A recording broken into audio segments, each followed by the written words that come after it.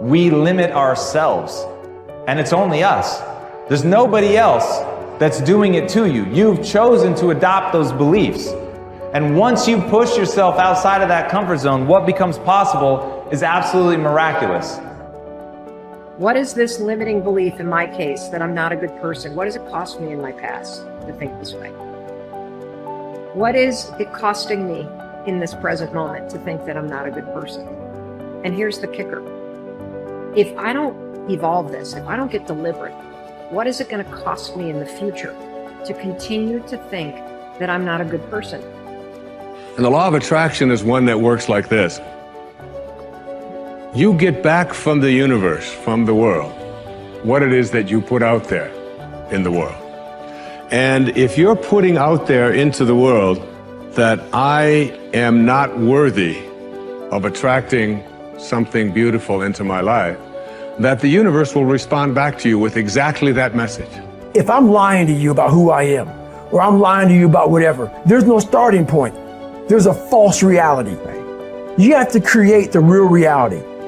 It would be better for you to act towards an end that makes everything that's good better. That's the best way to live, to make everything that's good better. And maybe to restrict the development of everything that's malevolent and evil within yourself and in the broader world, insofar as you're able to do that.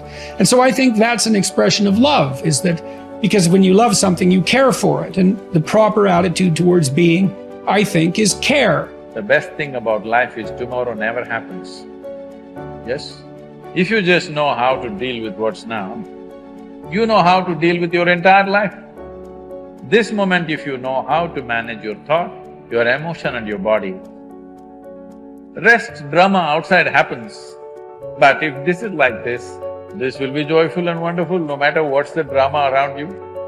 Yes? Oh, what if this happens, what if that happens? Yes, all those things can happen. But you came here to experience life, not to avoid life, isn't it? This is about being able to think like a champion, know what goes on in their heads, understand how you can relate it to your business and whatever you do to take yourself to the next level. And I'll tell you, if you fight with all you have, more often than not, you won't go down at all. You will win. But you have to make that attitude a part of your everyday life. Do the extra repetition. Run the extra mile. Go the extra round. Make the right choices. Give the full measure. Make yourself stronger. Every day, comfort you versus growth you are in a fight. There's a war going on inside you. Comfort you versus growth you. Every day there's a fight, there's a battle, there's a war going on. And you need to decide who's gonna win the fight. It's a daily thing. And the more growth you wins against comfort you, the more you start to grow, the more you start to hit your goals, the more you start to have an impact, the more you start to love yourself. It's painful to understand how much of what you're doing isn't productive. So I'll give you an example. So I've done this a couple of times with classrooms full of students. Usually when I'm lecturing about career development, say, okay, how much time do you waste? So then I get the class to vote. How many of you waste 10 hours a day? It's like 10% of the kids will put up their hands. And it's interesting because I don't define what constitutes waste. I just ask the question. So they're diagnosing themselves, right? I'm not saying you're wasting 10 hours a day. I'm just asking. It's like, given your own attitude, how much time are you wasting? 10 hours a day. It's like 10% of the people put up their hands. Well, when you get to like 6 hours a day, 80% of the people put up their hands. So then we do the arithmetic. It's like, because I like doing arithmetic with people. People hate arithmetic, but I like doing it. It's like, okay, 6 hours a day. It's 42 hours a week. So let's call that a work week, 40 hours a week. So that's a work week. Let's say, what's your time worth? You're a university student. Well, it's certainly worth minimum wage, because obviously, but it's worth way more than that, because if you spend a productive hour when you're 20, then you gain the benefits of that hour for the rest of your life. So there's the compounding effect of time spent when we were young. So I say, well, let's assume your time's worth $50 an hour, which I think is an underestimate, but whatever, let's call it 50. We can call it 25, but we'll call it 50. That's $2,000 a week you're wasting. It's $100,000 a year. It's like, how much better would your life be if you weren't wasting $100,000 a year? It's like, what is that over 40 years? $4 million. It's like, you're rich. You don't even know it. Quit wasting time. By your own definition. It's like people shake their heads. Well, I never thought about it that way. It's like, yeah, think about it that way. Don't waste your damn life. I know I'm a weak man. I know that I have sinned. I know that I am not perfect.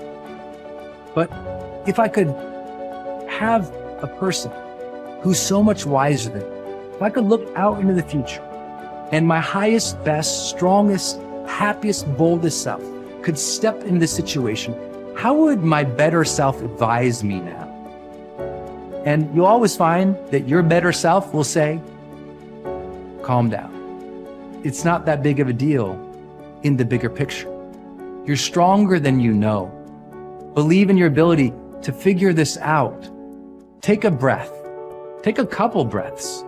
Know that you could make the situation awful and make yourself feel bad, but that's your choice. Your highest self would tell you, you know what? Handle this well so you can respect yourself later. Your best self would say, handle yourself well now, just to prove that you can. Your best self would say, you know what? If you handle yourself now, you'll have fewer regrets later. Your best self would say, you know what? Instead of being angry, try to be compassionate. Because from compassion and love comes a greater power to influence than you'll ever have as an angry little child. Oof, your older self, they'd tell you, they'd learn you. They'd give you the messages that you needed to hear. What would you do as your highest self? I like my trigger for myself is when I feel those negative emotions, I ask a very specific question. My question is, if I was acting as my highest self now, what would be my next right action of integrity? Coming from a place where I want to be happy as a human being, how would I reply to this? And that changes the game. The questions we ask ourselves in moments of conflict dictate the answers and the way in which we behave. And so I say to you, take a beat, ask the questions, wonder why you're so upset, and let it go. Ask, what would my highest self do in the situation? Removing distractions is no small matter in our current culture, but it's critical. How do you do it? First, by maintaining the discipline of practicing your priorities. Don't do easy things first, or hard things first, or urgent things first. Do first things first, the activities that give you the highest return. In that way, you keep the distractions to a minimum. Second, insulate yourself from distractions. I've found that I need blocks of time to think without interruption. I've mastered the art of making myself unavailable when necessary and going off to my thinking place so that I can work without interruptions. Because of my responsibilities, I am always aware of the tension between my need to remain accessible to others as a leader and my need to withdraw from them to think. The best way to resolve the tension is to understand the value of both activities. Walking slowly through the crowd allows me to connect with people and know their needs. Withdrawing from the crowd allows me to think of ways to add value to them. My advice to you is to place value on and give attention to both. If you naturally withdraw, then make sure to get out among people more often. If you're always on the go and rarely withdraw for thinking time, then remove yourself periodically so that you can unleash the potential of focused thinking. And wherever you are, be there. Once you have a place to think, you need the time to think. Because of the fast pace of our culture, people tend to multitask. But that's not always a good idea. Switching from task to task can cost you up to 40% efficiency.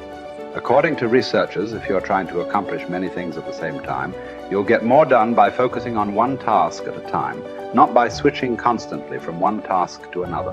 Ralph Waldo Emerson, the great transcendental thinker, believed concentration is the secret of strength in politics, in war, in trade, in short, in all management of human affairs.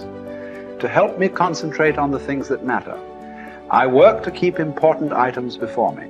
One way is to ask my assistant to keep bringing it up, asking me about it, giving me additional information in reference to it. I'll also keep a file or a page on my desk so that I see it every day as I work. That strategy has successfully helped me for 30 years to stimulate and sharpen ideas. If you've never done it, I recommend that you try it. Take a good look at yourself from time to time to see whether you are actually making progress. That is the most accurate measure of whether you are making the best use of focused thinking. Ask yourself, am I seeing a return for my investment of focused thinking time? Is what I am doing getting me closer to my goals? Am I headed in a direction that helps me to fulfill my commitments, maintain my priorities, and realize my dreams?